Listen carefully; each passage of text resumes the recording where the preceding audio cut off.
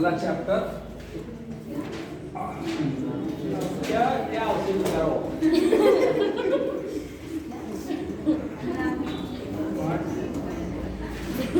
तो खूब बढ़िया देखिए, फिटनेस का मतलब कान भी बिल्कुल एक्सरसाइज रखे रहो, जितना गंदगी निकाल के साफ किए रहो, नहीं तो आए क्या ऐसे ही चलेगा आगे, ठीक है।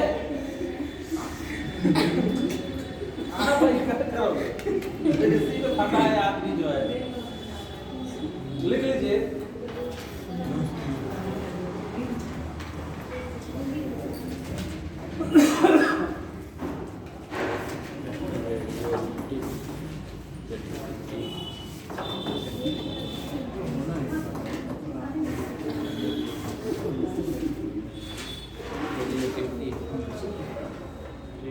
रेडियोधर्मिता। जी सर, ये सर हुआ है उसमें साइंस एंड टेक्नोलॉजी में, साइंस एंड टेक्नोलॉजी में हुआ है। इसको थोड़ा सा पढ़ लेते हैं, कुछ अलग चीज बताएंगे, वो चीज नहीं बताएंगे।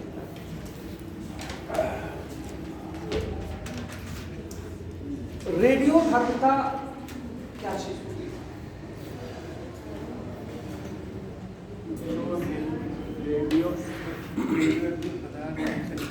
रेडियो के पदार्थ रेडियो जो रेडियो एक्टिव पदार्थ उसमें जो अल्फा बीटा गामा किरणों का मतलब जो जितना जाते मतलब निकलने, तो रेडियो एक्टिव क्यों है वो? क्योंकि वो रिएक्ट बहुत तेजी से करता है, वो स्वतः विखंडित होता है। क्यों विखंडित हुआ? क्यों रेडियो एक्टिव है वो? हाँ सर, ये लॉजिक करके बताओगे ना। इसमें सर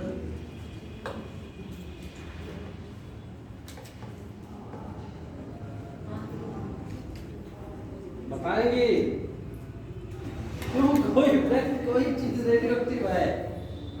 बड़ा समस्या आगे। क्योंकि सर ये अन्य कणों में सर मतलब अगर इसका क्षय होता है तो ये अन्य कणों में परिवर्तित होने लगता है। तो ये तो बात का रिजल्ट है ना कि अगर ऐसा होता तो ऐसा हो जा रहा है। पहली बात तो ये है, ये रेडियोधर्मिता होता क्यों है? इसमें सर आवेश होता है, धनात्मक ऋणात्मक। देखो मेरा मतलब ये है, देखो पहली बात तो ये है, किसी भी पहले ध्यान दीजिएगा, वो तो बिल्कुल नई चीज होगी, बिल्कुल आपको हो गया। किसी भी तत्व में, तत्व कितने हैं? किसी भी तत्व में जो प्रोटॉन न्यूट्रॉन का जो रेशियो होता है वो अगर एक, हाँ, तो वो एक से अधिक अस्थाई होता है, यानी वो नॉर्मल है। अगर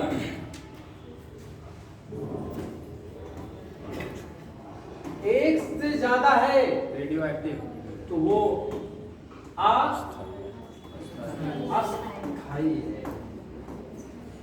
और अस्थाई को पाने के लिए, जैसे हम लोग कोई भी व्यक्ति बीमार है, तो बीमार अगर है तो अपने वो क्या करेगा? सही करेगा ना।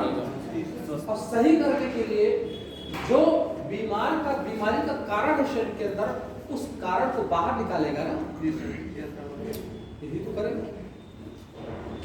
अगर न्यूट्रॉन और प्रोटॉन का रेशियो एक से ज्यादा है तो वो अस्थाई है। इसका मतलब हुआ किसी भी एलिमेंट के अंदर न्यूट्रॉन की संख्या प्रोटॉन से क्या है? ज्यादा तो है, नहीं समझे बात? और जो ये रेशियो डिस्टरबेंस है, इस डिस्टरबेंस को सही करने के लिए ये अपने अंदर से क्या करेगा? अल्फा बीटा और गामा को निकालेगा। और निकालेगा तो इसके निकालने से क्या हो जाता है भाई? न्यूट्रॉन निकलेंगे, प्रोटॉन निकलेगा। अगर मान लिया रेशियो डिस्टर्ब है, यानी न्यूट्रॉन की संख्या ज्यादा है किससे? एनर्जी पार्टिकल होते हैं सर, अल्फा तो बीटा। मेरी बात सुनो। तो ये अपने अंदर से अल्फा बीटा गामा निकालेगा और इसके निकलने से क्या हो जाएगा? दूसरे तत्व में परिवर्तित होगा। हाँ? दूसरे तत्व में परिवर्तित होगा। ये होगा क्या? ये न्यूट्रॉन और प्रोटॉन का रेशियो बराबर होने की कोशिश है। ये तो हुआ ना। अब देखो कैसे करेगा। चलो अच्छा बताओ। न्यूट्रॉन और प्रोटॉन का रेशियो 1 से ज्यादा है, तो कोई भी एटम रेशियो ज्यादा है तो क्या निकालेगा? अल्फा और बीटा और गामा। इसके निकालने से रेशियो बराबर कैसे होगा? अस्थाई इसका मतलब है कि न्यूट्रॉन की संख्या प्रोटॉन से ज्यादा है। इसका मतलब है कि न्यूट्रॉन की संख्या अगर प्रोटॉन से ज्यादा है तो हम प्रोटॉन की संख्या को बढ़ा दें और न्यूट्रॉन को घटा दें। मेन ऑब्जेक्टिव तो यही होगा, हम न्यूट्रॉन की संख्या घटा दें और प्रोटॉन की संख्या बढ़ा दें तो दोनों बराबर हो जाएंगे। इसको बराबर करने के लिए क्या करेगा? बड़ा सा विकल्प होता जा रहा है। या तो सर अगर से न्यूट्रॉन ज़्यादा है तो प्रोटॉन की बमबारी करा दें, प्रोटॉन को बराबर करें। देखो मेरी बात, जब भी किसी एटम के अंदर से एक बीटा कण निकलता है तो एक प्रोटॉन बढ़ जाएगा।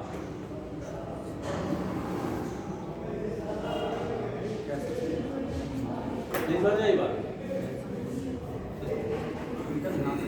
न्यूट्रॉन जो है वो टूटेगा प्रोटॉन और इलेक्ट्रॉन में टूटेगा। न्यूट्रॉन ब्रेकअप होता इसमें और ये निकल जाएगा तो ये बच जाएगा और ये के टूटने से तो ये बना है। तो इलेक्ट्रॉन का मतलब बीटा, बीटा निकल गया तो प्रोटॉन क्या हुआ? बढ़ गया कि नहीं बढ़ा?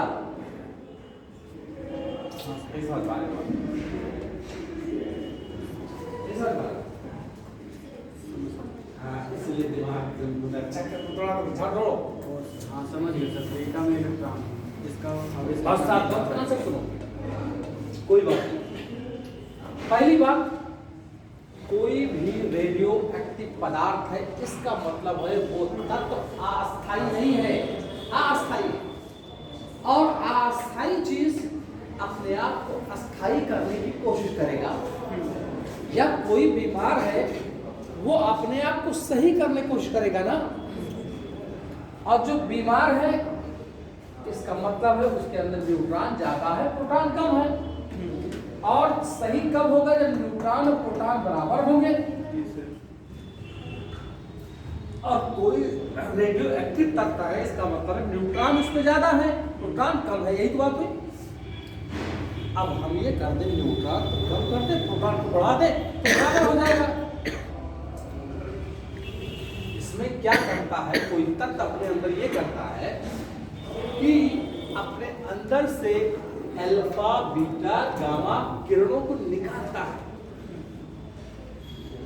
और निकालता क्यों है?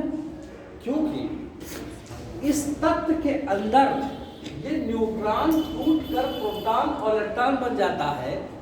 और इलेक्ट्रॉन जब निकल जाता है तो एक बीटा का मतलब निकलना हुआ, और बीटा जब निकल जाएगा तो अपने आप में इंडिकेट ये है कि न्यूट्रॉन टूटकर प्रोटॉन इलेक्ट्रॉन में बदला है, तभी तो बीटा निकला है। ये न्यूट्रॉन एक कम हो जाएगा, एक बढ़ जाएगा। नहीं समझे बात? नहीं बोले। इसमें बहुत नॉर्मल बात है। देखो मैंने कहा कि रेडियो एक्टिव पदार्थ होगा। रेडियो एक्टिव पदार्थ का मतलब है कि वो अस्थायी है, इसका मतलब है वो बीमार है। अब अस्थायी क्या करने की कोशिश करेगा? अस्थायी या सही, यही करेगा। जो बीमार है वो बीमार इसलिए है कि न्यूट्रॉन और प्रोटॉन का रेशियो जो है एक से ज्यादा हो गया, या दूसरे शब्दों में कहे कि न्यूट्रॉन की संख्या प्रोटॉन की संख्या से ज्यादा हो गई। और अस्थाई कब प्राप्त करेगा? जब प्रोटॉन और न्यूट्रॉन बराबर होंगे तभी तो अस्थाई प्राप्त करेगा। अब ये जो न्यूट्रॉन ज्यादा था प्रोटॉन से, इसके बराबर कब होगा? जब ये एलिमेंट अपने अंदर से अल्फा और बीटा और गामा किरणों को निकालेगा, तभी तो बीमार तत्व जो होते हैं या रेडियो एक्टिव तत्व होते हैं वो अपने अंदर से क्या निकालेंगे? रेडियो एक्टिव रेडिएशन निकालते हैं। और रेडिएशन किस लिए निकालते हैं? वो अपने आप को सही करने की कोशिश करते हैं। और इनका तरीका क्या है? ये न्यूट्रॉन जो है प्रोटॉन और इलेक्ट्रॉन में कन्वर्ट होता है। जब प्रोटॉन न्यूट्रॉन प्रोटॉन में हुआ तो इलेक्ट्रॉन निकल गया किस रूप में? और न्यूट्रॉन प्रोटॉन जब बढ़ गया घट गया तो बराबर की तरफ आ जाएंगे ना। अब समझे दिमाग क्या नाम है। ये सब देखिए, ये कॉन्सेप्ट जब बन जाएगा तो कोई भूलेगा नहीं, ये ऐसा नहीं होती। इसीलिए खुशी तो ये होगी कि रटने वाला काम खत्म हो। आप समझे बात? अच्छा ध्यान दीजिएगा, गोल्ड है, सोना। अच्छा दूसरी बात एक बार बता दें, दूसरी बात एक बता दें। एक बीटा से निकलने से इसका मतलब हुआ प्रोटॉन बढ़ गया, तो इसका मतलब क्या हुआ? एटॉमिक नंबर क्या होगा? एक बढ़ गया ना, एक बढ़ा कि नहीं बढ़ा? प्रोटॉन के आ जाने से प्रोटॉन का नंबर ही तो एटॉमिक नंबर है, और एक प्रोटॉन बन जाने का मतलब हुआ एक एटॉमिक नंबर बढ़ गया। समझ में? कोई दिक्कत? अब मेरी बात देखिए, बेसिक कॉन्सेप्ट समझ जाओ, कभी भूलोगे नहीं। एक अल्फा कण कितने भार बराबर होता है? ये हीलियम के भार के बराबर होता है। अब मेरी बात सुनिए, एक अल्फा कण निकल जाने से कितने परमाणु क्रमांक की कमी आएगी? एटॉमिक नंबर की कमी आएगी। कितने? और एटॉमिक मास का कितना कमी आएगी? कमी आ जाएगी। आप समझ गए? अब गामा किरणें जो निकलती हैं उनका चूंकि न्यूट्रल है, उसमें कोई प्रभाव नहीं पड़ेगा।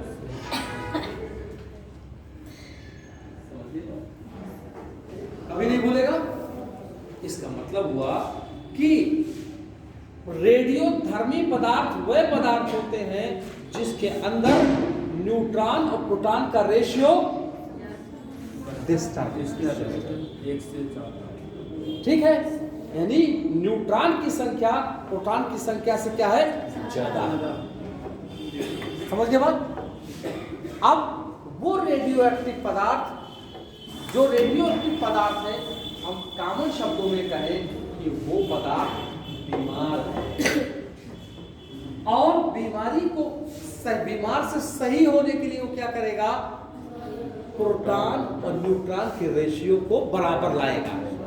और बराबर लाने का तरीका क्या अपनाएगा?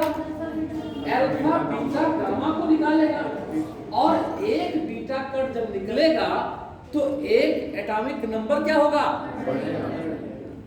और एक अल्फा कट निकलेगा तो 2 एटॉमिक नंबर घटेगा और 4 एटॉमिक मास घटेगा। अब समझे कि नहीं? देखो समझ में आया तो के रगड़े हैं मगर नहीं होता है।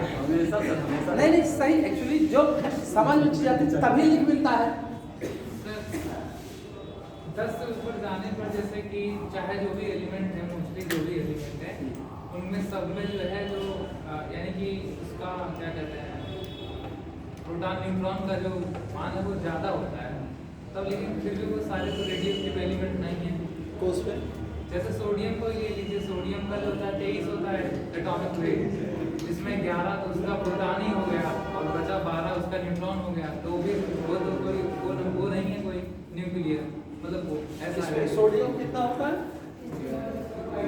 11 होता है 23 उसका 11 23 और 23 होता है। एक्चुअली रेशियो जो होता है 1.3 से ज्यादा जब होता है तब होता है। इसका एक काउंट है ना कि रेशियो प्रोटॉन न्यूट्रॉन का रेशियो 1.3 से ज्यादा हो, एक थ्रेशोल्ड क्रिटिकल पॉइंट्स होता है। इसीलिए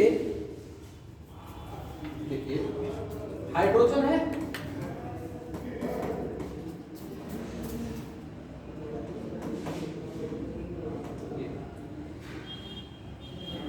इसमें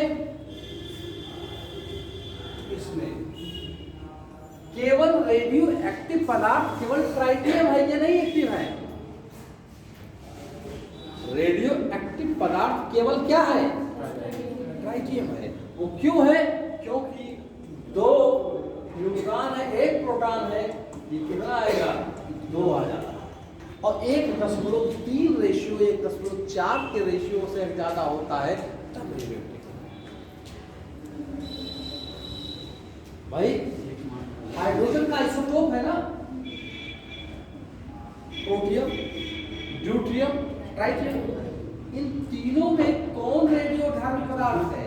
केवल ट्राइटियम है, ड्यूटेरियम और प्रोटियम नहीं है, ये ध्यान रखिएगा।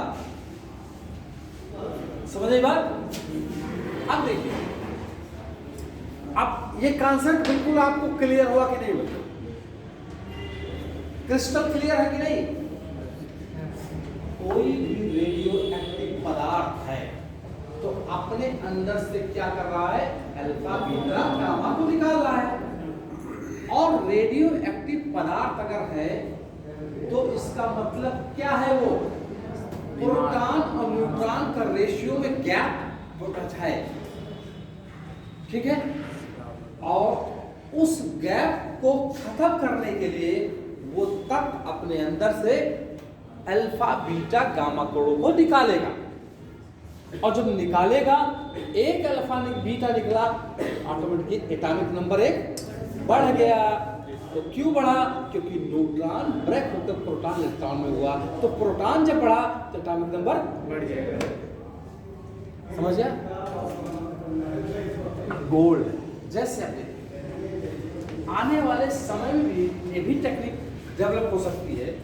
जैसे गोल्ड का एटॉमिक नंबर कितना है? देखो गूगल गोल्ड ना हो, इसी में काम कर लिया जाए बैठ करके बवाला खत्म हो दुनिया के साथ बवाले से जो है। गोल्ड का क्या एटॉमिक नंबर है? एटॉमिक नंबर 79 लिखा है। 79 क्या? परमाणु संख्या, परमाणु एटॉमिक नंबर और मास। नकल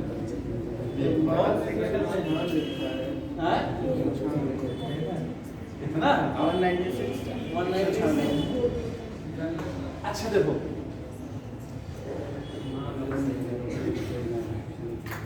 अब देखिए आने वाले समय में अगर इस तरह से टेक्निक आ जाए कि हम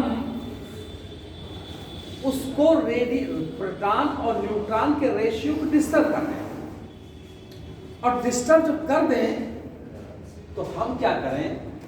उसके एटॉमिक नंबर को यहां तक ले आए और एटॉमिक मास को यहां तक ले आए तो कोई भी तत्व को हम गोल्ड बना सकते हैं कि नहीं बना सकते?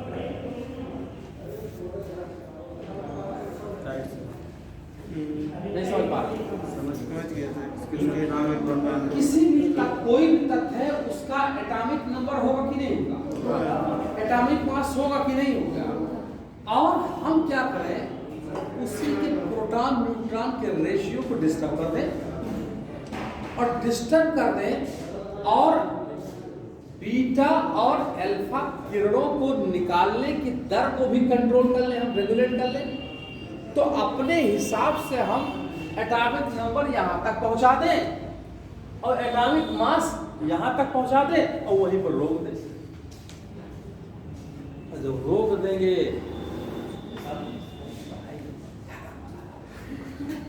लोहा लक्कड़ को इतना लो, 4 किलो लोहा लो और उसी में दिन भर सुई धागा की तरह से बम्बार्डमेंट कराओ, सीधे बना करके गोल्ड बना लो, 2 किलो सोना किनारे जाओ। है ना? ये भारतीय वैज्ञानिक नागार्जुन जो है, उनके अंदर ये डेवलप कि वो उनके अंदर वो टेक्निक इस तरह से बताई गई है कि वो जो है किसी तत्व के एटॉमिक नंबर और एटॉमिक मास बदलने की क्षमता को उनकी विधि मालूम है। समझो? आज खुद सोचो, जब किसी भी तत्व का एटॉमिक नंबर, एटॉमिक मास बदल सकता है, और बदल कैसे सकता है? बीटा अल्फा का निकलने से। तो जब इसके निकलने का मालूम होता है, तो कल टेक्नोलॉजी अगर ये डेवलप हम कर लें कि अपने हिसाब से इस तरह से वो एटॉमिक नंबर को बढ़ाएं, एटॉमिक मास को बढ़ाएं, एटॉमिक नंबर एटॉमिक मास को घटाएं कि ला के वहीं छोड़ दें सारा सिस्टम। यही हम लोग हीरा कहते, डायमंड, इसका भी तो होगा, कर सकते हैं ना? तो आज हमको लग रहा है कि ये बिल्कुल हो ही नहीं सकता, लेकिन आप सोचो, हमारे 100 साल 200 साल पुरखे पहले क्या सोचते थे कि हम मोबाइल से बात करेंगे, हवा में उड़ेंगे, कैसे लिख देंगे। 25 साल पहले ये मालूम नहीं था कि कैसे लिखेंगे, सब चाक लेकर के सब करते थे। अमेरिका में कुछ हो रहा, बैठ कर देख रहे हैं अमेरिका में, तो ये भी आने वाले समय में यही सब तो काम करना रह गया है, क्योंकि टेक्नोलॉजी तो आगे ही जा रही है ना। समझिए बात, पहला पॉइंट्स। अब इसी पे काम करना है, रवाना खत्म हो जाएगा। अब ध्यान से सुन रही हैं आप, लग रहा कि अपनी किसी जोर रहेगा मैराथन से छोड़ करके इसमें आओ, ये असली मैराथन मिल जाएगा तो मार्च को खत्म हो वाला। देखो, रेडियोधर्मिता समझ गए आप? रेडियोधर्मी पदार्थ का मतलब है तत्व अस्थायी है, अनस्टेबल है, वो अपने आप को अस्थायी करने की कोशिश करेगा। अस्थायी का मतलब बीमार है, और बीमार से सही करने की कोशिश करेगा। और सही कैसे करेगा? अपने यहाँ से रेडिएशन को निकालेगा। अब देखिए मेरी बात, एक सवाल पूछते हैं, अब आप सबको बताना है,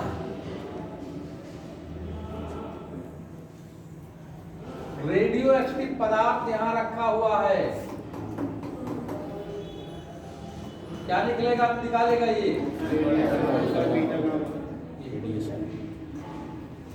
अल्फा बीटा गामा ही निकालेगा। अब देखिए मेरी बात, इसको आग लगा दी जाए,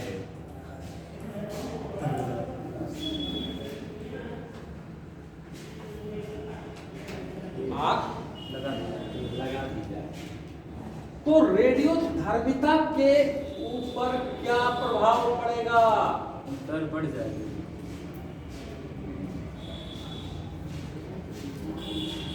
क्या होगा?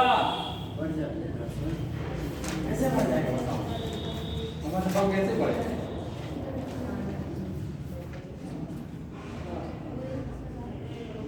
कंपटीशन आप भी सबको मारना है।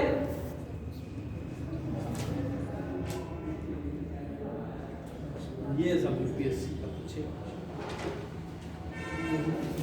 न्यूक्लियर टेक्नोलॉजी आपने पढ़ी है, इसको बताइए आप। सारी चीज, सारे कॉन्सेप्ट बिल्कुल अलग रहेगा उसमें, और सब यहाँ से जब बनेगा मामला आपको बिल्कुल जीरो होता है। अगर कोई भी चीज यहाँ पर रेडियोधर्मी पदार्थ है, आग लगाई जाए तो रेडियोधर्मिता की दर को क्या प्रभाव होगा? बढ़ जाएगा। क्या इनकी बातों पे सहमत है? नहीं पता तुम्हें? आपकी जांच पढ़ा लिया कि चलो वाला रेडिएशन क्लियर करती है। कॉन्फिडेंस नहीं है, इसलिए ऐसे ऐसे करके उसका वो क्रायोजेनिक इंजन पे वाला बढ़ जाएगा। आप पहले कह दिया, मैं नहीं मानता। नहीं आप दो लोग ना, जानकारी नहीं है। क्या होगा? ऐसा होता तब तो हैं? बढ़ जाएगा। कोई प्रभाव नहीं। कोई धरती में तो सही है। अगर रेडियो एक्टिविटी, रेडियो धर्मिता किसी टेम्परेचर और प्रेशर पर होता तो जंगल में इतनी खतरनाक आग लगती है तो परमाणु बम फूटते ना। धरती खत्म। 8-10 परमाणु बम सिर्फ पूरी पृथ्वी पर हमेशा के लिए 1200 साल तक पूरी तरह से इस पृथ्वी के धरातल पर कोई जीव नहीं रहेगा। अगर 8-10 फोड़ दें, 5 समझ लो। क्योंकि हम जब जोश में रहते हैं पड़ाव को देखा जाए बड़ी कहते हैं। अगर एक एटॉमिक बम फूटता है तो 100 किलोमीटर की पेरिफेरी में, पेरिफेरी का मतलब 100 किलोमीटर चारों ओर, टेम्परेचर 1000 डिग्री और 500 किलोमीटर के अंदर 200 से 300 किलोमीटर की डिग्री सेंटीग्रेड होगा। 500 इधर, 500 1000 यही 200-300 डिग्री सेंटीग्रेड पर 45 पे तो हम लोग माँ बाप फैला देते हैं कि गर्मी हो गई, अब मर जाएंगे। रात नहीं बचेगा सर। अगर 8 वाट परमाणु फेंक दिया जाए तो पृथ्वी के धरातल पर कोई जीव नहीं रहेगा। 1 डिग्री सेंटीग्रेड 45 से 46 होता है तो गर्मी की 10 गुना बढ़ती है। 1 डिग्री बढ़ी तो गर्मी कितना बढ़ेगा? 10 गुना बढ़ता है। जब 45 से 46 होता 10 गुना बढ़ता। 47 हो गया, आप तो बहुत आप तो बर्बाद का 50 में एसीओ नहीं काम करता। 100 पे बॉइलिंग हो जा रहा है। कहाँ फेंकोगे? किसके ऊपर फेंकोगे? इसीलिए परमाणु कितनी लड़ाइयाँ हो जाती, यूक्रेन और रशिया को, रशिया के पास कितना परमाणु भरा पड़ा है। नहीं कर पा रहे, क्या कर, किसको फेंकोगे? ओवर ग्लोबल वार्मिंग हो जाएगा, क्या करोगे? बचेगा कौन? किसके लिए रहोगे? कम से कम पूरे पृथ्वी के धरातल पर 1 हो जाए तो 70-80 डिग्री सेंटीग्रेड बढ़ जाएगा। 80 डिग्री कहाँ जाओगे, क्या करेंगे?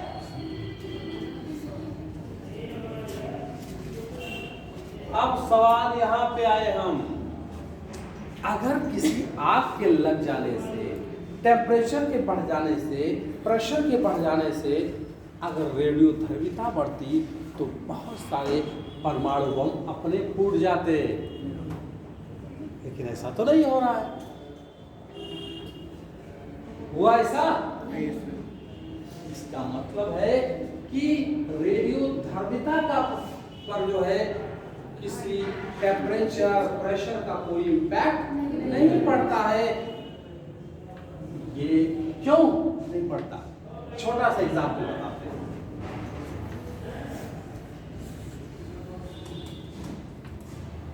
ये क्या है? अभी कुछ नहीं मालूम, पानी है कि तेल है। इसका फार्मूला क्या है? जब भाप बनाओगे, भाप बनेगा तो इसका फार्मूला क्या है? तो टेम्परेचर देने पर केवल किसी भी पदार्थ का केवल अवस्था परिवर्तन हो रहा है। ये लिक्विड से सॉलिड हो रहा है, इसके एटम के अंदर कोई प्रभाव नहीं हो रहा है। एटम तो ये है ना। और देखिए मेरी बात, ये अगर ऑक्सीजन का एटम है तो ऑक्सीजन का एटम ये है, और रेडिएशन जो निकल रहा है किसी एटम के न्यूक्लियस से निकल रहा है।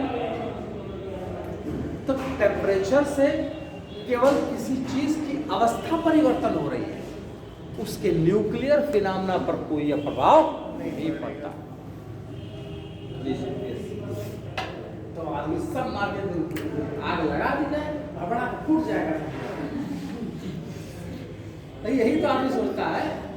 लेकिन आप ये देख रहे हो कि पानी को गरमाया, पानी लिक्विड से क्या हुआ?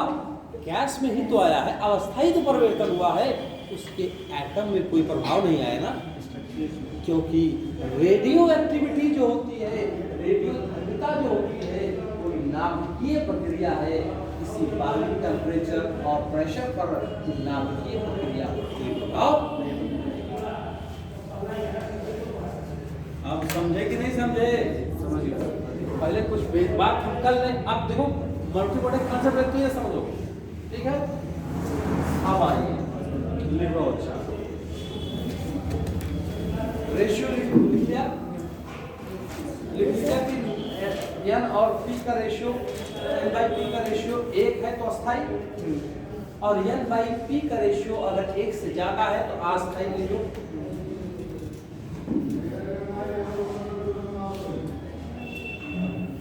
अगर किसी भी तत्व का एन बाई पी रेशियो 1 से ज्यादा है तो नाभिक, तो उस तत्व का नाभिक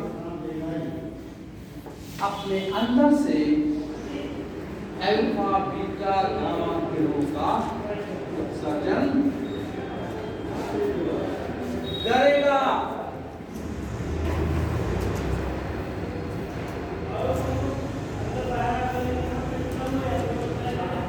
ठीक है?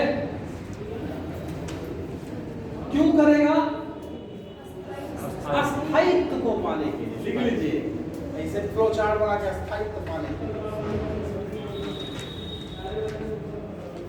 ये तब तक करेगा जब तक एन बाई पी का रेशियो 1 ना हो जाए। गलत बात, जब तक एन बाई पी का रेशियो 1 ना हो जाए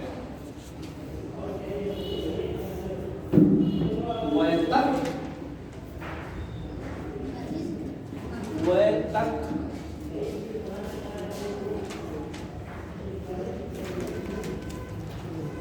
जो अपने अंदर से अल्फा बीटा गामा रेस को निकालते हैं उसे रेडियो सक्रिय पदार्थ कहते हैं।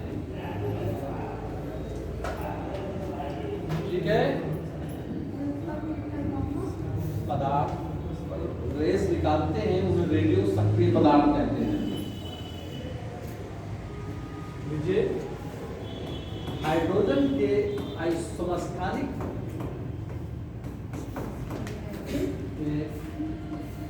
ओनली ट्राइटियम ही रेडियो एक्टिव पदार्थ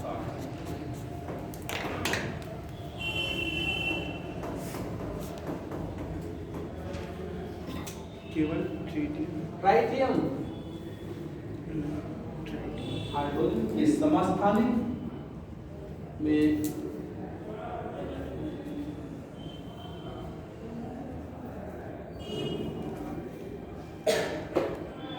ठीक है, ये अल्फा, बीटा और गामा। एक बीटा इज इक्वल टू एक इलेक्ट्रॉन, एक alpha is equal to 2 electron.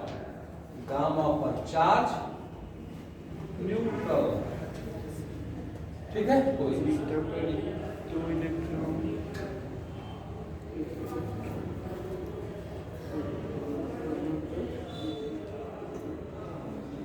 Alpha पर चार्ज कैसा होगा? पॉजिटिव, इस पर चार्ज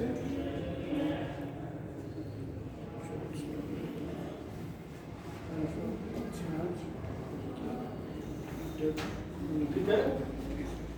देखो बेटा,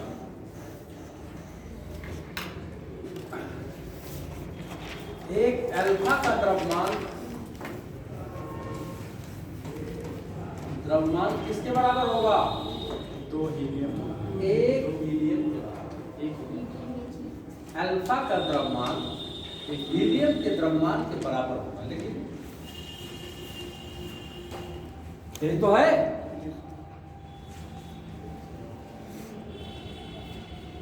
ये आप जानते हो, यही तो है। अभी तो आपसे कहा एक अल्फा जब निकलेगा तो 2 एटॉमिक नंबर कभी और एटॉमिक मास 4 कभी बस, तो बताया एक ही नहीं आया।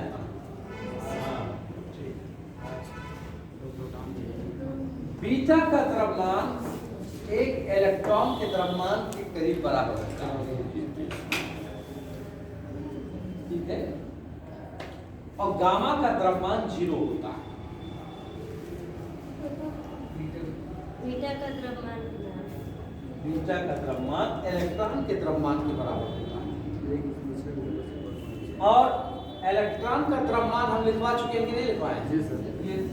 और अल्फा का द्रव्यमान हीलियम के बराबर होता है।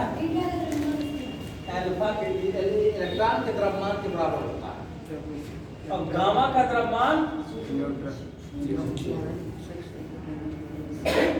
आगे लिखो, स्पीड लिखो, स्पीड स्पीड लिखो। अल्फा बीटा क्या होता है? Speed, speed. गामा लाइट की, गामा का स्पीड लाइट के बराबर होता है,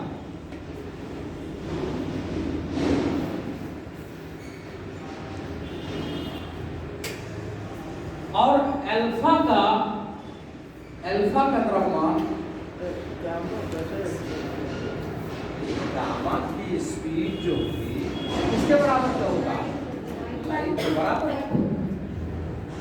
अल्फा का द्रव्यमान स्पीड वो लाइट से 100 गुना कम होता है, और बीटा का स्पीड लगभग लाइट के बराबर होता है,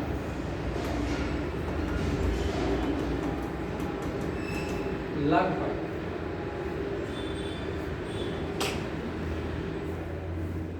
ठीक है,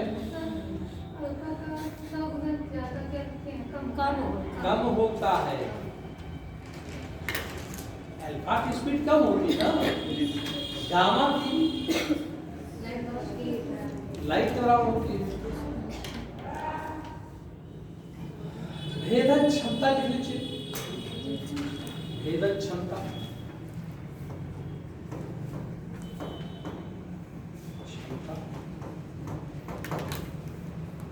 सबसे ज्यादा किसकी होगी?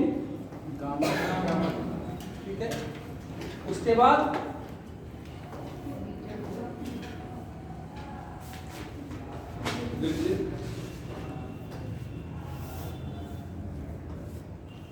सबसे ज्यादा भेदन क्षमता किसकी होगी? ये स्पीड लाइट के बराबर है। उसके बाद इसकी समझ गए बात? तो लिख लीजिए सबसे कम भेदन क्षमता इसकी होती है क्योंकि इसकी स्पीड स्लो है। लिख लीजिए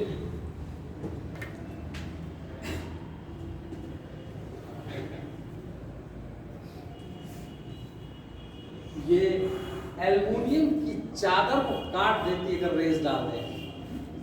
इसीलिए अब गामा किरणों की गन बनाई जा रही है।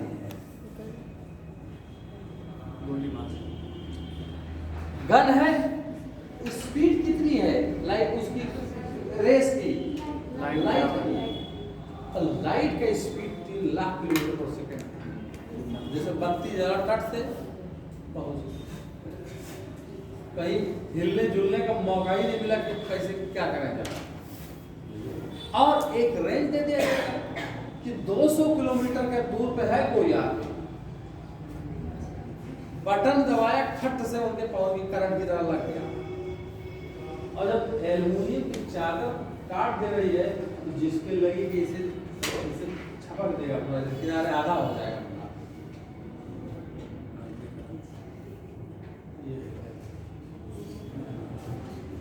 भाई आप खुद सोचो, अमेरिका में हो और यहां पर आप सिर्फ ऐसे बटन दबाओ, कितना समय लगेगा? अरे एक सेकंड में 3 लाख किलोमीटर तक चलती है लाइट। और अमेरिका की दूरी कितनी? 12,000 13,000 किलोमीटर हो बस, 1 लाख किलोमीटर भी नहीं है। यहाँ मतलब ऐसे बटन दबाया नहीं कि उस जितना समय बोलेगा उतने पहुंच गया।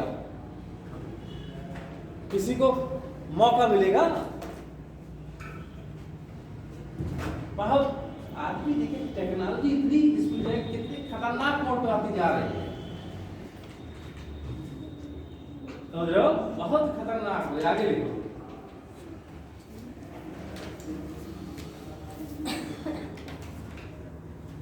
आयोनाइजिंग पावर सबसे ज्यादा किसकी है?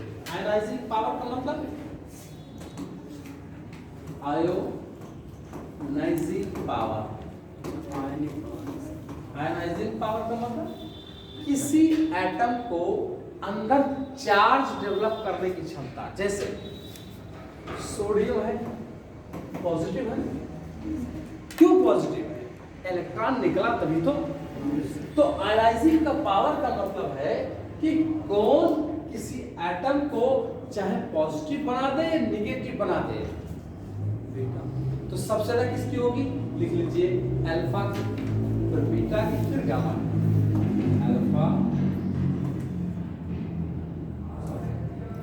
अल्फा बीटा और गामा। क्योंकि देखो इसकी स्पीड कम है और इसके अंदर भार ज्यादा है, तो ये स्पीड कम है और जाके किसी से टकराएगा तभी से इलेक्ट्रॉन निकालेगा। ये लाइट है तो किसी से टकराएगा ही नहीं क्योंकि मास 0 है इसका। सबसे ज्यादा भारी यही तो है। किसी के अंदर तोड़ फोड़ कौन करेगा? जिसका भार होगा ना। तो भार किसका ज्यादा है? अल्फा का। फिर उसका बीटा का, गामा का कोई भार ही नहीं। तो आयोनाइजिंग पावर ये हो जाएगी। समझ रहे हो कि नहीं समझ रहे हो? हाँ नहीं समझे? से आप आपस में समझो, देर तक प्रोसेस में करते सब समझ के मुस्कुरा रहे हो, आप चौंक रहे हो क्या ना? मैं कह रहा था आयोनाइजिंग पावर का मतलब है किसी एटम के अंक को चार्ज में कन्वर्ट कर देना। कहाँ चल दिए? चाहे पॉजिटिव बनाना चाहे नेगेटिव। किसी के अंदर पॉजिटिव बनाना या नेगेटिव बनाना तो तभी पॉसिबल है जब कोई भार वाली चीज से टकराएगी। अब भार इसमें सबसे ज्यादा किसका है? सबसे ज्यादा ये, फिर ये लाइट है, इससे भारी है। समझिए आगे तो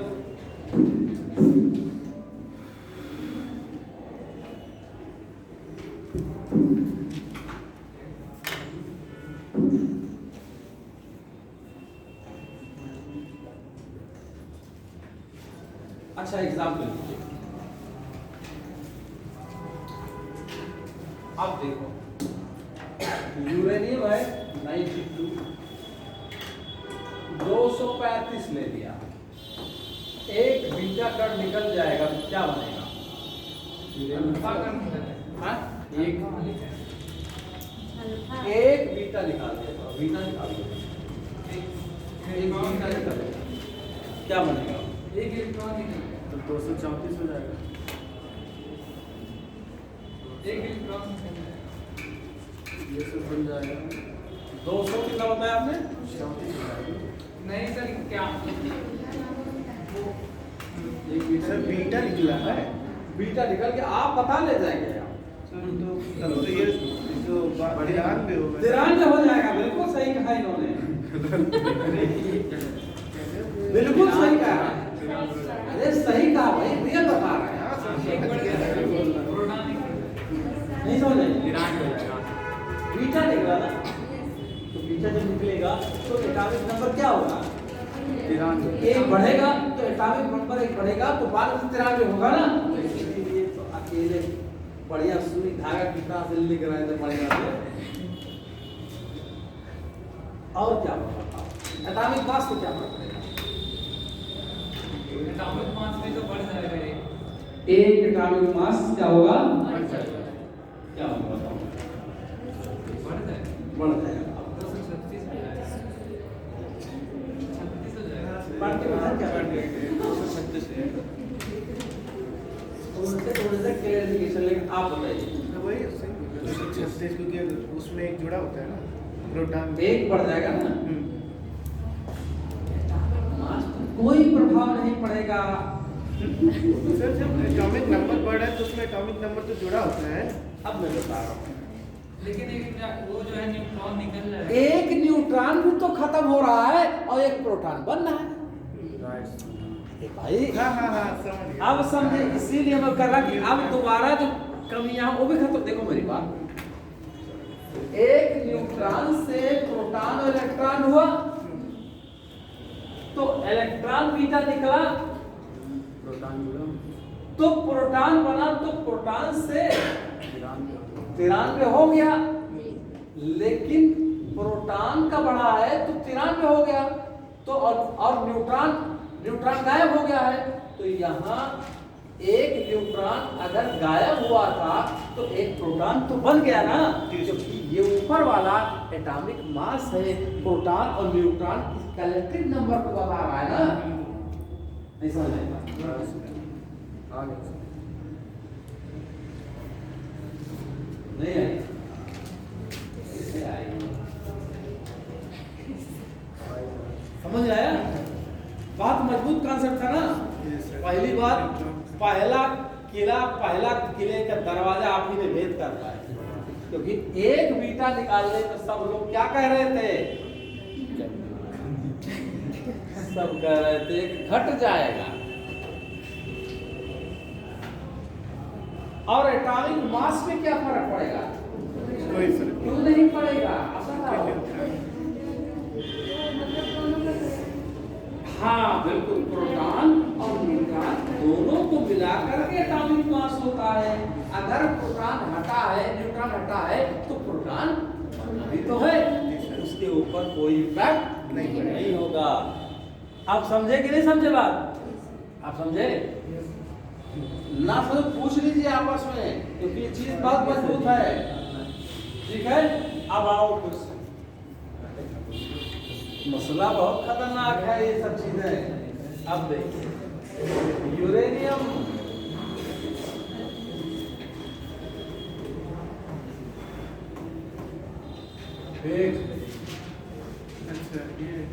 आंसू भी हुकूमत के लिए खतरा है। मुझे देखा ही नहीं आप लोग का समंदर होना। एक कतरा बीटा का जान लीजिए पूरे एटम के खतरा में डाल। अब बताओ 90 और 231 हो जाएगा। 90 और 231 उधर हो जाएगा। बहुत सही, आप समझे, आप दिमाग खुला। 90 231 बहुत सही, समझे?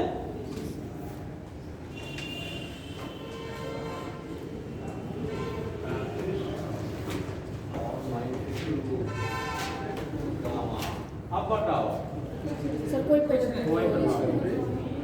9 into 2 नो इम्पैक्ट। लिख लीजिए।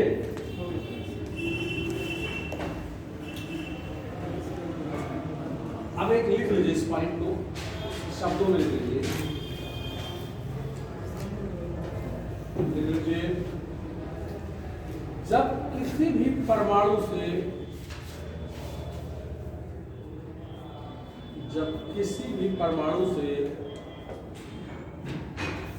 एक बीटा कण निकलता है,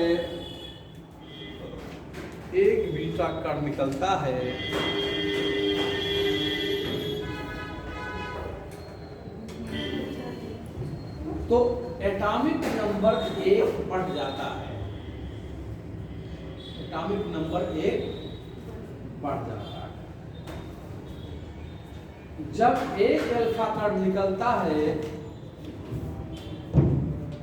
तो इसमें कमी हीलियम के बराबर आती है। जब एक अल्फा कण निकलता है इसमें एक हीलियम के बराबर कमी आती है। अर्थात एटॉमिक नंबर 2 की कमी होगी। एटॉमिक नंबर 2 की कमी होगी। Atomic mass 4। ठीक, आगे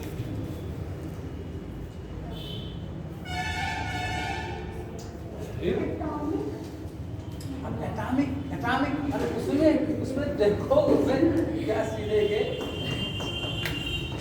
यही तो हीलियम है। ये क्या है?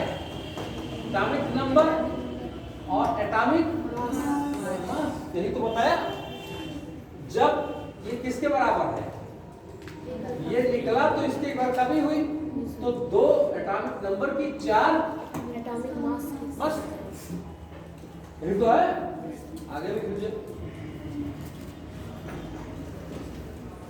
क्या लिख रहा है? आया समझ में? अब कर लेंगे, सवाल आएगा 2-3 सवाल का उत्तर समझ में आएगा। ऐसे ही जब ये फंसा दें एक बार आपको, जब फंस जाएंगी तब पूछेंगे लो सही करो, तब फिर गलत है। अब लिख लीजिए अर्ध आयु, half life period. Half life period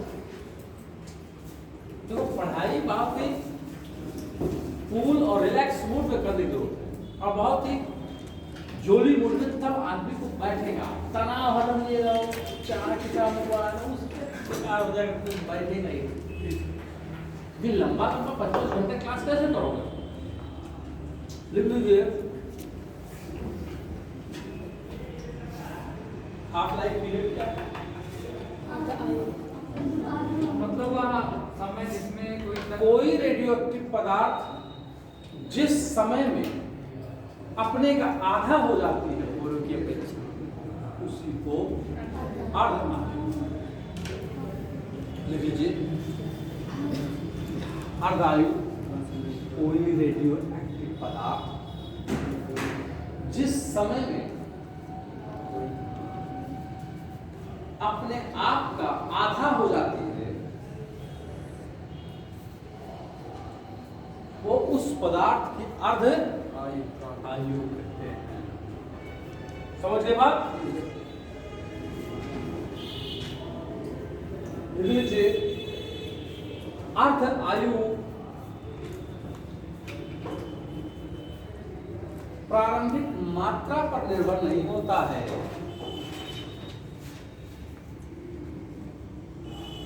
अर्ध आयु प्रारंभिक मात्रा पर निर्भर नहीं होता है। जैसे देखिए,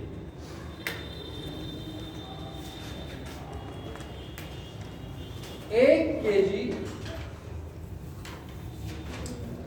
कोई तत्व है, रेडियो एक्टिव तत्व है, मान लीजिए एक्स, इसकी अर्धायु मान लिया 5000 साल में ये आधा केजी हो जाएगा, 500 ग्राम। तो यही तत्व है, मान लिया यही एक्स वाला 2 ग्राम कितने साल में 1 ग्राम हो जाएगा? समस्या हो गया, नहीं पता चलेगा। क्या होगा? हैं? अनंत ग्राम। आभारी पूछ रहा है।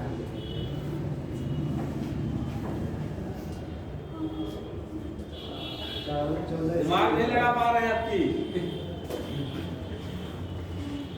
मैंने अभी तो कहा नहीं हुई अर्धवायु उसकी प्रारंभिक अवस्था। प्रारंभिक अवस्था पर निर्भर नहीं होता है। अगर पदार्थ ये दोनों है तो 2 ग्राम अपना उसकी अर्धायु भी 5000 साल ही होगी, और 1 केजी है तब भी वो 5000 साल। तो मैंने स्लाइड में लिखाया कि किसी भी रेडियोएक्टिव पदार्थ की अर्धायु उसकी प्रारंभिक अवस्था पर निर्भर नहीं करती। नहीं समझ आई?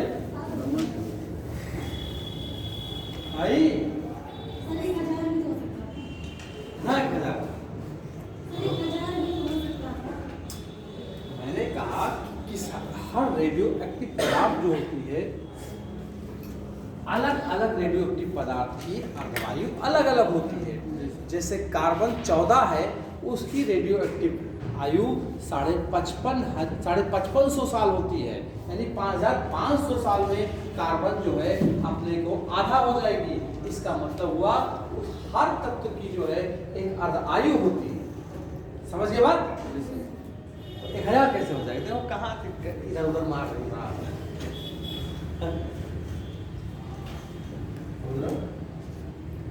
नहीं समझे बात? समझे कि नहीं? अगर मान लिया यही पदार्थ है 100 केजी है, तो कितने साल में ये 50 केजी हो जाएगा? 5000। तो बताने की कोशिश कर रहा हूं। अर्धायु किसी भी तत्व की अवस्था पर निर्भर नहीं करेगी, चाहे 1 ग्राम हो, चाहे 100 ग्राम हो, चाहे 500 ग्राम हो, चाहे 1000 ग्राम हो, वो अर्धायु किसी भी तत्व की फिक्स रहेगी। नहीं समझ आई बात? किसी कोई दिक्कत? लिखो, कार्बन डेटिंग में कार्बन की अर्धायु कार्बन 14,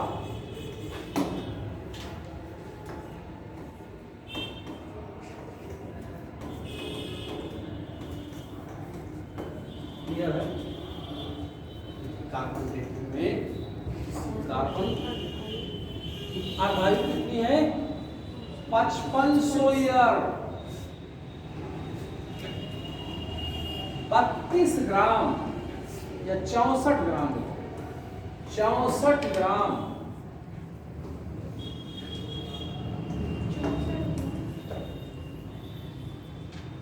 64 ग्राम कार्बन कितने साल में 2 ग्राम बच पाएगा? इतना आधा होगा। पहले देखो, पहले इसका जो है सीधे हर जगह आधा छोड़ जाओगे, उसका आधा होगा। 64 32 जी सर। 32 16 8 4 2 ग्राम करें जी सर। एक अर्धायु 2 3 4 5 500 500 55 25 5 दूरी 55 25 25 2 27 इकाई इकाई सैकड़ा हजार 10,000 27,500 साल में ये 64 ग्राम जो है कार्बन इसमें हो जाएगी। और 1 ग्राम कब हो जाएगी? 550 फिर लगा दीजिए, 2 भी तो 1 में होगा 50 28 इसी में 500 555 5500 जोड़ दीजिएगा। अच्छा 5 क्या 5500 देखा है ना, ये 5500 ही है। मजा आ रहा है? ऐसे यूपीएससी इस तरह से पूछेगा। ठीक है, अगला क्वेश्चन लिख लीजिए, लिख लीजिए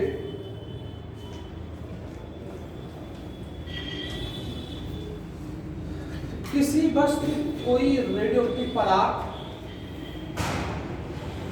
128 ग्राम है, किसी कोई रेडियोएक्टिव पदार्थ 128 ग्राम है, 1 ग्राम बदलने के लिए कितना समय लगेगा यदि रेडियो एक्टिव का हाफ लाइफ पीरियड 5500 ईयर है। देखो 128 का आधा कितना होगा? 64 होता है 64 का 32 का 16 का 8 का 4 का 2 का क्या हाफ लाइफ? 1 2 3 4 5 6 7 एक फंस गया, एक में तो गड़बड़ा जाएगा यार, पूरा दिक्कत तो यही होती है। लेग को लाइफ पीरियड नहीं छोड़ना है आपको। हाँ 2 से हम 1 ग्राम तक जा रहे हैं, अब की हम 2 पर नहीं रुक रहे हैं। 7 हो गया तो 7 को 5500 मल्टीप्लाई कर दो, जो आए वही इतना साल लगेगा उसके 1 ग्राम।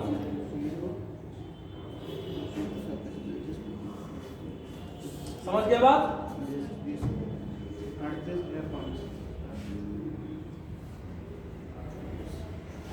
ठीक है,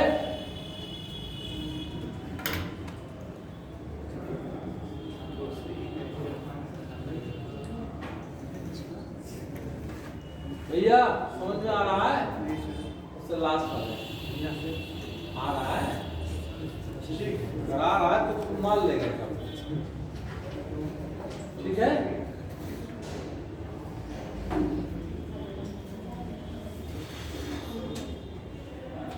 अब आइए नाभिकीय विखंडन।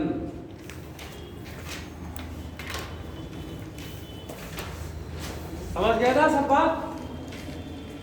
नहीं समझ? हाफ लाइफ पीरियड समझ गए ना? क्या हाफ लाइफ पीरियड? किसी भी इस समय में कोई भी जितने समय में आधा हो वो आधा हो जाए, कोई दिक्कत? अब नाभिकीय विखंडन, न्यूक्लियर फिशन।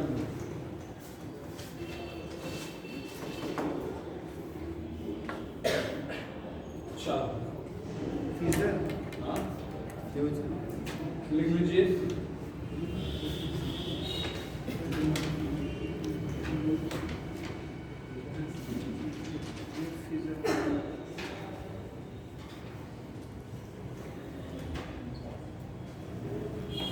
देखिए मेरी बात,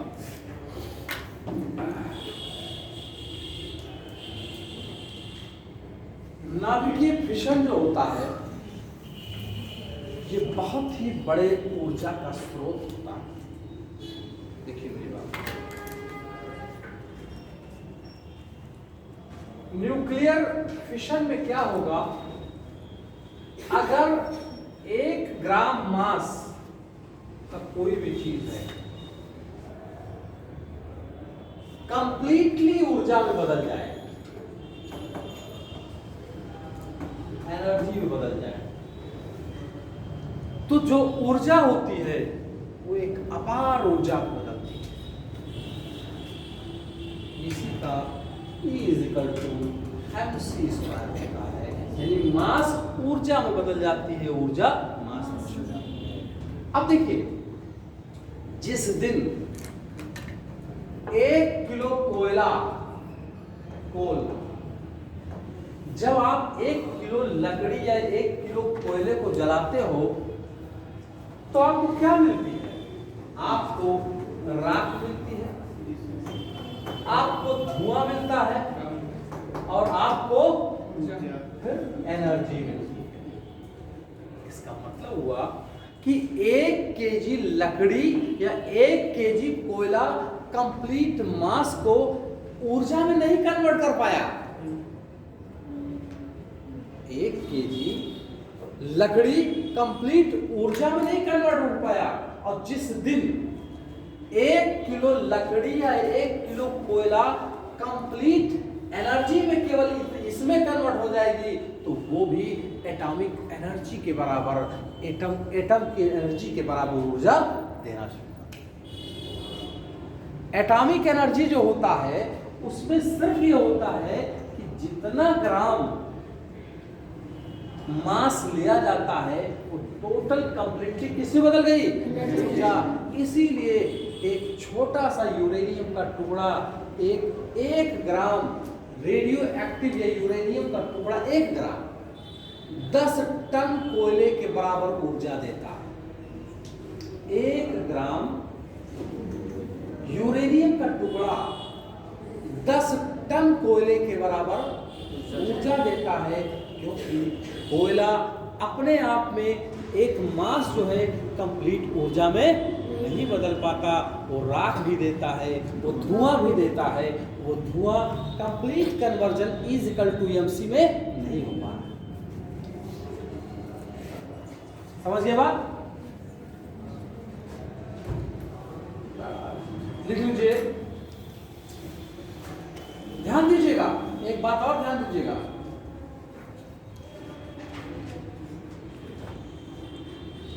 जब कोई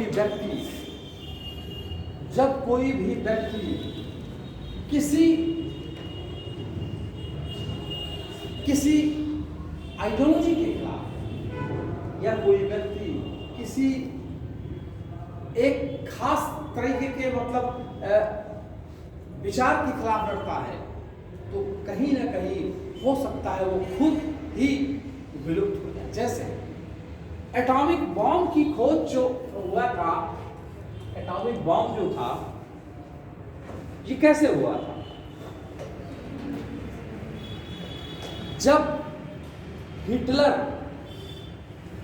यहूदियों को उनके धर्म के बुनियाद पर चुन चुन के मार रहा था, जब यहूदियों को हिटलर जब उनके धर्म के बुनियाद पर जब मार रहा था, तब जर्मनी में एक साइंटिस्ट था जो कि एटॉमिक पर रिसर्च कर रहा, एटम पर रिसर्च कर रहा था, और इत्तेफाक से वो बंदा कोई और नहीं था, वो भी एक यहूदी था। चूंकि हिटलर ने किस बुनियाद पर मार रहा था? एक धर्म के बुनियाद।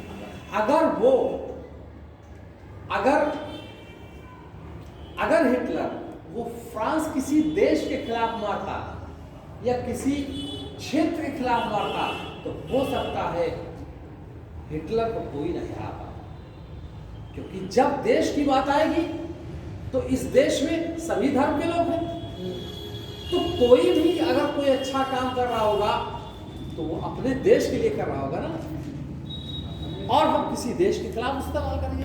लेकिन जब किसी देश में किसी रिलीजन, किसी कास्ट, किसके बुनियाद पर जब लड़ा जाएगा, तो जाहिर सी बात है वो कास्ट, वो रिलीजन के कई आदमी हैं, हो सकता है उसी में से कोई रिसर्च जबरदस्त कर रहा।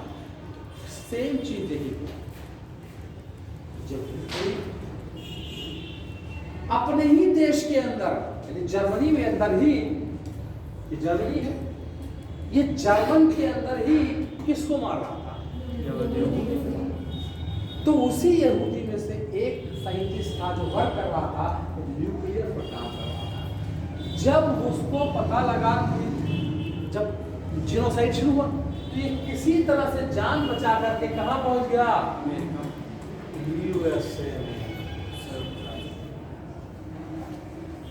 अगर हिटलर ये कहता कि हम जर्मन के लोग चाहे जो XYZ किसी के खिलाफ लड़ेंगे, वो हम एक में लड़ेंगे ना, तब ये ना जाता, क्योंकि उसका देश है। ये इसी तरह से जान बचाकर कहाँ पहुंच गया? तो अब क्या हुआ? ये रिएक्शन भी जाहिर सी बात है, वो घर छोड़ गया। उसने जो है बेहतरीन रिसर्च किया और एटम के अंदर जो छुपी हुई ऊर्जा, यानी 10 की पावर -15 मीटर में जो प्रोटॉन और न्यूट्रॉन के अंदर जो ऊर्जा छिपी हुई थी, उस ऊर्जा को निकालने की टेक्निक निकाली। और जब टेक्निक निकाला तो गया कहां था? ये एक घटना ने नेपोलियन के यूएसए को सुपर पावर दिया।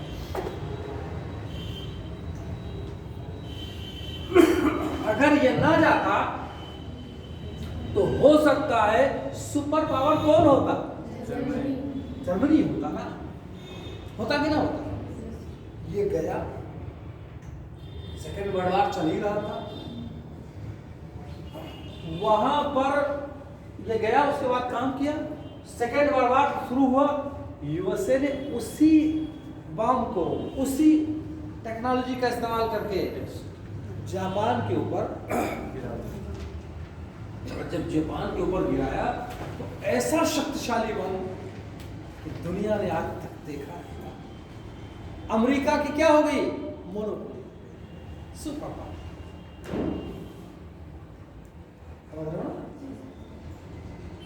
अगर ना होता, अगर जीनोसाइड किसी इज्म के बुनियाद पर ना होता तो हो सकता है सबसे सुपर पावर कौन होता?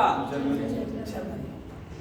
क्योंकि जर्मन में तो यहूदी सबसे ज्यादा डोमिनेट थे, और आज भी सबसे ज्यादा साइंटिस्ट अगर देखा जाए, सबसे बड़ी बड़ी खोज तो ज्यूस तो करके है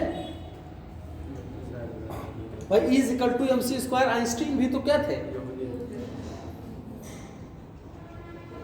फोटो इलेक्ट्रिक इफेक्ट किसने दिया? आइंस्टीन, जर्मनी के थे ना। और ये एटॉमिक बम बनाने वाला भी वही था। आगे देखिए, अगर भारी नाभिक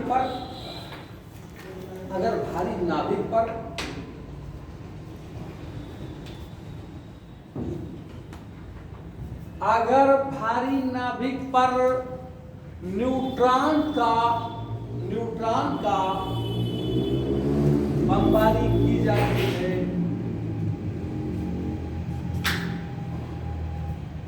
न्यूट्रॉन की बमबारी कराया जाता है, तो यूरेनियम दो छोटे न्यूक्लियाई में टूट जाते हैं, इसी को न्यूक्लियर फिशन कहा जाता है।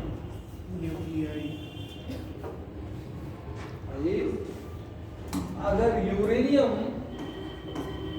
235 को किससे बम्बार्ड कराया जाएगा? तो और क्रस्टल्स में, छोटे न्यूक्लियाई में टूट जाएगा, और उसके बाद जो ऊर्जा बनती है, ये ऊर्जा जो होगी यथा